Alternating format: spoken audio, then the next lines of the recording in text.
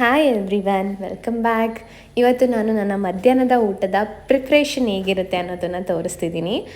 ನಾನು ಡೇಯಲ್ಲಿ one time heavy food ತೊಗೊಳ್ತೀನಿ. ಅಂದರೆ ನಾನು ಬ್ರೇಕ್ಫಾಸ್ಟ್ ಮತ್ತು ಡಿನ್ನರ್ ತುಂಬ ಲೈಟಾಗಿ ತೊಗೊಳ್ತೀನಿ. ಮಧ್ಯಾಹ್ನ ಲಂಚ್ ಸ್ವಲ್ಪ ಹೆವಿಯಾಗಿರುತ್ತೆ. ಮುಂಚೆ ನನಗೆ ತರಕಾರಿ ಅಂದರೆ ಸ್ವಲ್ಪನೂ ಇಷ್ಟ ಆಗ್ತಿರ್ಲಿಲ್ಲ, ಬಟ್ ಇವಾಗ ನನಗೆ ತರಕಾರಿ ಅಂದರೆ ತುಂಬ ಫೇವ್ರೇಟ್. ವೆಜ್ಜೀಸ್, ಸೌತೆಕಾಯಿ.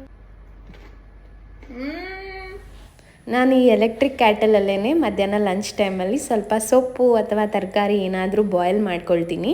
ಸೊ ಬಾಯ್ಲ್ ಮಾಡಿಕೊಂಡು ಒಂದು ಸೌತೆಕಾಯಿ, ಕಂಪ್ಲೀಟ್ ಒಂದು ಸೌತೆಕಾಯಿನ ಮಧ್ಯಾಹ್ನ ಲಂಚಿಗೆ ತೊಗೊಳ್ತೀನಿ. ಆ್ಯಸ್ ವೆಲ್ ಆಸ್ ನಾನು ಮನೆಯಿಂದ ಸ್ವಲ್ಪನೇ ರೈಸ್ ತರೋದು.